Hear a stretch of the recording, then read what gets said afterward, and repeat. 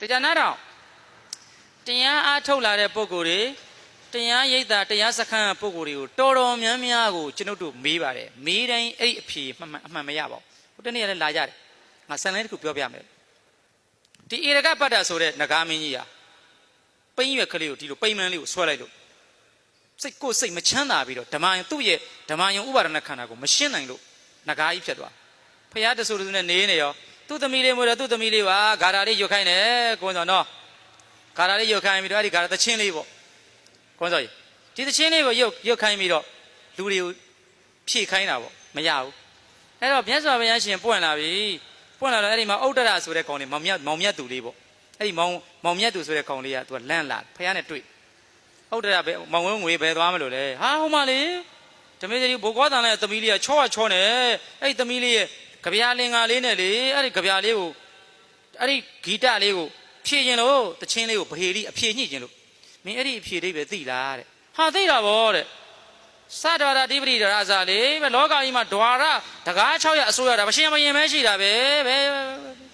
ဟုတ်ဘူးကွာတဲ့ဒီလိုကွာလို့မေးခွန်းလေးကိုအဲ့ဒီဥဒ္ဒရသည်ဖယားအာယုံတရားအာယုံနဲ့လာလားနှာဘူးစိတ်နဲ့လာတာလားပြောလေကောင်မလေးကိုသွားကြိုက်မလို့လေကိုုံးမယ်ဗါတယ်လေညီတို့နားတဲ့ကိုဝင်အောင်ဖယားအာယုံနဲ့လာလားကောင်မလေးအာယုံနဲ့လာတာလားအဲ့လိုကောင်မလေးအာယုံနဲ့လာပြီးတော့ဒီတရားဝဲမှာဟိုမင်းသိန်းထုံးကဆရာတော်တရားဝဲရချောချောလှလှကောင်မလေးကိုကြည့်ရင်လို့စိတ်နဲ့လာတာဒီလဲရောက်တော့ဆရာတော်ကသူကလူပြိုကြီးလည်းဖြစ်တော့ကောင်မလေးကိုကြည့်အဲ့ဆရာတော်ဘေးနားမှာဆရာတော်ရှိရပန်းကျဲတဲ့ကောင်မလေးသဘောကျအဲ့ဒါကဓမေစီရီကတရားဝဲတဲ့ခါမှာအဲ့ဒီမင်းသိန်းကသောတာပန်တည်သွားတယ်အဲ့ဒီကောင်မလေးပေါ်မှာစိတ်ရှိသေးလားဆရာတော်ကိုပို့ချစ်လားဘယ်လို surround very wrong အမြဲတမ်း ever wrong every person wrong ဟုတ်လားဆရာမ everybody wrong ပါတယ်လေဆိုအဲ့လိုလူတွေထင်လိုက်တာသောတာပတိမဉ္ဇဉ်ရသွားရင်မိမမယူတော့ဘူးတဏ္ဍခမလိမ့်တော့ဘူးပန်းမပန်တော့ဘူးကြီးစားမထားတော့ဘူးအိမ်တော်မပြုတော့အလုံးမလုပ်တော့ဘူးလို့အဲ့မြန်မာ every မြန်မာယူဆတာဟုတ်ပြီနော်မေးလိုက်တိုင်းတရားလေးပဲနေမှာဗလိုင်းသမားတော့မမင်းနဲ့ပေါ့တရားလေးပဲနေမှာလှုပ်လာပြီဆိုရင်မလီသောတာပန်ကြီးတော့ဘာလို့ဒီကောင်မလေးယိုးမှာလဲသူတို့ကသောတာပတိမဲ့ကြလိုက်တာနဲ့ no stop အိမ်တော်ကြီး stop ဟုတ်ပြီနော်အဲ့တော့အဲ့ဒီဥဒ္ဒရာလေးကိုကြည့်အောင်အဲ့ဒီအဖြေလေးကိုဒီလိုဆိုရင်ချက်သားတဲ့ရောမင်းသိမင်းကဂါထာအဖြေလေးပေးမယ်ဆိုပဋိဂီတံတချင်းပေလေးအဖြေကြီးတယ်ဖယားစတာဗျဘာလဲကွန်းစောဖယားစရလေ2500 years တဲ့ဒိုထေရဝါဒစတာအဲ့တော့ချက်သားဆိုတချင်းပေလေးအဖြေကြီးတယ်တော့မင်းရလားရပြီဖယားတဲ့တချင်းလေးကိုနားထောင်နေစေအတက်ရက်လေးနဲ့သောတာပန်တည်သွားတယ်အခါတော့ပြောမှာဗောပါရမီရှိတာဟုတ်တရားနာရုံနဲ့မရဘူးတရားလောက်အောင်ပါဒါလာအောင်ပါလေလောက်ပါဟုတ်တယ်နော်ဗါတယ်လေသူစာပေတိုင်းပြောတာတချင်းလေးကိုတင်လိုက်ပြီးတချင်းအဖေလေးအဖြေကြီးမတ်တက်ရက်လေးဘာဖြစ်သွားလဲသောတာပန်တည်သွားတော့အဲ့ဒီကောင်မလေးစီသွားအောင်မလားဖယားနာမှာနေမလားသွားတယ်ကောင်မလေးစီသွားတယ်ညီတို့အကုန်လုံးကထုံရင်းတူတာလေဟေးသောတာပန်တော့ငါတို့ကသုလဝရဏတုတ်ကိုဟောတယ်မယ်ဟောဝိသကတကကြီးသည်ဓမ္မဒိဏလေးကဟိုမှာလေးသာပရိမမေးလေးထောက်လို့သူ့ယောက်ျားကြီးပြန်လာမယ့်နေ့ကိုမျောတယ်ဘာလဲမျောတယ်ဟောမောင်လာတော့မယ်လေလေးသာပရိပါလေစိန်ချူးကြာညောင်လှရောင်တွေမလင်းတော့မန်ရွှေကိုပရင်းကနော်မဲခုမျောနေတာ3နာရီထိုးပြီထမင်းညနေသာစားတော့မယ်လေ3ချက်စီတော့လုံနေတာဟိုမှာကောင်ပါမှာဟိုမှာတိုင်ထိုက်ကောင်နေအစားဓမ္မဒိဏလေးမျောပထမနေ့မှာကိုယ်ကတော့သောတာပတိတီးလာတယ်သောတာပန်တီးလာတယ်ဝိသခတကကြီးသောတာပတိမဉ္ဇဉ်ကျသွားပြီအဲ့တော့ဝိသခသည်အပြန်မှာမယားအာယုံနဲ့ပြန်လားဖယားအာယုံတရားအာယုံနဲ့ပြန်လား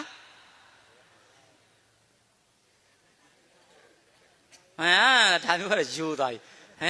ဆိုဘာမှမသိဘူးကြားမှမကြားတာလေဥငွေဘာအာယုံနဲ့ပြန်ဖယားအာယုံမပြန်ဘူးအဲ့ဒီခါလဲကြော်ပြန်တော့ဓမ္မဒိဏလက်ကလေးပေးလိုက်တယ်အိန္ဒိယထုံးလက်ကလေးကန်ပြီးနမ်းလိုက်တယ်နမ်းပြီးတော့နှစ်ယောက်တူထမင်းစားတယ်ညကလည်းသီရိကပ္ပံဧကတောတပေါင်းလေးဆိုအဲ့ဒါလေးကိုတို့ကသူတို့မင်္ဂလာဦးညကမင်္ဂလာဆောင်တဲ့မင်္ဂလာတိုက်ခန်းကိုသီရိကပ္ပတွေကိုအတူတူအိတ်တယ်အဲ့ဒါကိုတို့ကတရားဟောတော့က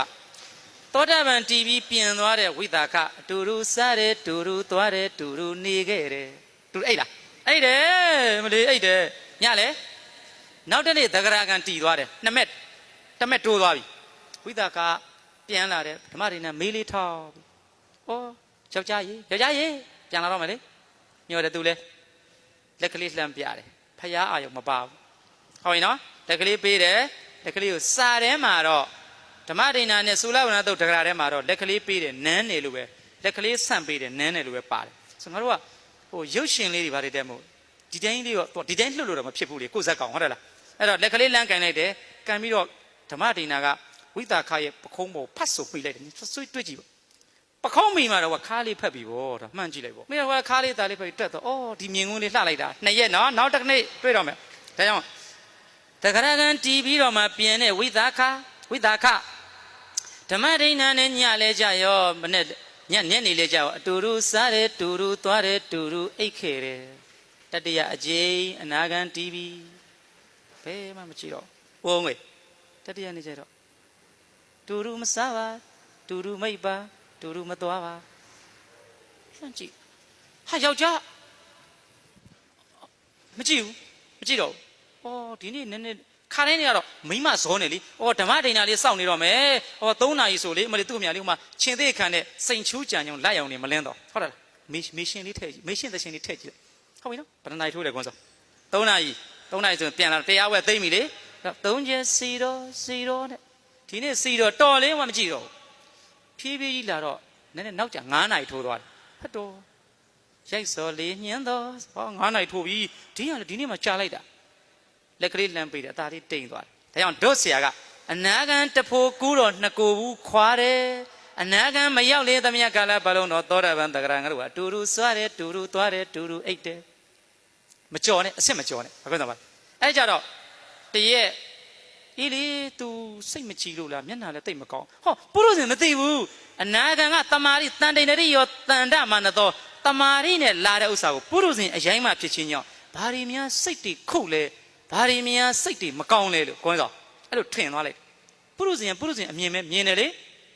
ဆရာတော်ကအသာလေးဝင်အေးလေညထမင်းခူးလို့ရှိရင်တော့ဒင်းထမင်းတူတူဆန်ကမေးမယ်မစားဘူးဆိုအနာဂံတီသွားလို့ရှိရင်ဥပုသ်တရင်ယူပြီးသားဖြစ်တယ်ညတာမစားတော့သောတာပန်ညတာစားတယ်တဂရညတာစားတယ်အနာဂံတီသွားတာမစားတော့ထမင်းလည်းမစားဘူးထမင်းနေလေအသင့်ပြင်ထားထမင်းများလဲစားသူမျှော်လဲအေးဆက်ဆက်ဒါတော့ငါထည့်တို့9တန်းကျောင်းသားလောက်တော့သူ့သားလေးကိုသူ့အမေကဆက်တဲ့ခဗျာလေးအသင့်ပြင်ထားထမင်းများလေအသင့်ပြင်ထားထမင်းဟင်းများလဲစားသူမျှော်လဲအေးဆက်ဆက်ဟုတ်ပြီနော်ထွန်းရထားတဲ့မိခွက်ကလည်းတက်လက်လက်မိခွက်သူတို့မီးနဲ့တုံးတော့မလားအေးလေးမီးတွေမှုတ်ပြီးတော့မီးလေးမှိတ်တော့မှုတ်ရတော့ခြံအောင်နဲ့ဝင်သွားတယ်သူညအိတ်လို့ရှိရင်တော့လာမှာပဲမလာဘူးဒီမဲ့ရဟန်းကြီးများလို့ဝါတော်5-6တဲ့ရတဲ့ဖုံတော်ကြီးတပါလို့ဟောဖဲမွေရရွှေကော်စောတွေနဲ့မအိပ်ပဲနဲ့အမွှေးနံတာတွေရှောင်ပြီး၍တန်မှန်ကုတ်ပြေလေးပေါ့အိတ်ဟောစိတ်ချမ်းသာတယ်နော်ဟောဗုဒ္ဓဟောဓမ္မအော်တရားတွေနည်းနည်းလေးပဲကျန်တော့မာနလေးပဲကျန်တော့တယ်ဒိဋ္ဌိလည်းပြုတ်သွားပြီအောက်ပန်းတန်ရောဝိသေကိစ္စလည်းပြုတ်သွားပြီအဲ့ဒါမစ္စရိယမရှိတော့ဘူးဒိဋ္ဌိပြုတ်သွားပြီကာမရကဟာအဲ့တော့သိပ်ပြီးငြိမ်းချမ်းတော့ခါတိုင်းမိမခူးကျွေးတဲ့ထမင်းလေးစားရတာတဲ့အဲ့ဒီပီတိတမာရီနေတရက်2ရက်အဲ့ဒီတော့မှတဂရကသူတွေးပုံလေးကိုပထမတစ်ခါပြလိုက်တယ်ငါတို့ကိုတော်တွေတရားသင်တန်းပေးတယ်ဟိုနေရလာတဲ့ပုံကြီးတွေဓမ္မဆွေးရရှင်မြတ်တွေပဲသူတို့ကြတော့လူတွေဟောရှင်မြတ်ရဲ့သူတို့ကပန်ကြားသွားတယ်မနေ့ကပဲပြန်သွားတယ်ဟိုလောင်းရှည်တို့နောက်ခုနကပြောရင်နှံချောင်းတို့ချုပ်အိုးကြီးကလာတာသူတို့ရောတယ်တဲ့ဓမ္မဆွေးရရှင်မြတ်ဘုန်းကြီးရဲ့လူတွေလည်းလူတွေဟောလိုက်ပါလားတဲ့ကိုတော်တို့တော့အကုန်ပေးလိုက်တယ်ပါဠိမှာ2ချက်ပါတယ်ပထမတစ်ချက်သူတို့တွေးတာနော်ဆရာမောတို့တင်သုလဝရဏတုတ်ကိုဟောစဉ်တုန်းကအဲ့ဒါငါမထည့်ခဲ့ဘူးငါလက်ကိုမနှိုက်ဘူးဘုန်းကြီးမဟုတ်တာဖြစ်ရင်လူတွေကြတော့လက်ကိုမနှိုက်ဘူးလေကိုဝင်းစော်ရဲ့အဲ့တော့ပထမတစ်ချိန်တုန်းက2ရက်လောက်ကြတော့သူကတွေးတယ်တွေးပါတိကဒီစမောင်ယောက်ျားဗိဓာပဋ္ဌနာအဋ္ဌိနောက်ထပ်မိမငယ်များမရင်ငယ်များလိုချင်လို့လားကောစီတော်တော့မရှင်အဋ္ဌိငါမှများအရင်လုံးငါမလှတော့လို့လားသူ့ဟာသူမှန်နဲ့ကြည့်ပြီးတော့မရှင်ငါနဲ့ကောစီတော်တော့ငါများအရှင်လုံးမလှတော့လားလို့သူ့မှာအပြစ်များရှိတယ်တယောက်တည်းတွေးနေတာအဲ့ဒါဘာတွေလဲဓမ္မယုံဥပါဒณะခန္ဓာတွေဟုတ်ယောက်ျားကိုမပြောသေးဘူးတတိယငါတို့2ယောက်ကြားမှာကောစီတစုံတယောက်စီမှာဘေးရကောဝိသကဥလုံးမကိုဝင်းတော့ခမရကနော်ခမရဘုန်းကြီးနောက်ကိုရောက်နေလက်လျှောက်ရနေခမရမိမလည်း40ကျော်လေးအရွယ်ရှိသေးတယ်နော်ခမရဘူကောနဲ့လိုက်သွားနေခမရမိမအဲ့လိုများဖះเจ้าမှာ तू ကတွားပြီးတရားနာတော့ဝိသကခမရကတော့အသက်က50ခမရညီမမိမလေးကအသက်စိတ်ခမရသွားပြီးတရားနေဟိုကောင်မနောက်ခမရပြောမယ်ထင်တယ်ပေါ့အဲ့လိုများတစုံတစ်ယောက်ကများငါတို့2ယောက်ကိုအချစ်တည်ပြည့်အောင်များ ဂုံးတိုက်လိုက်ပြီလား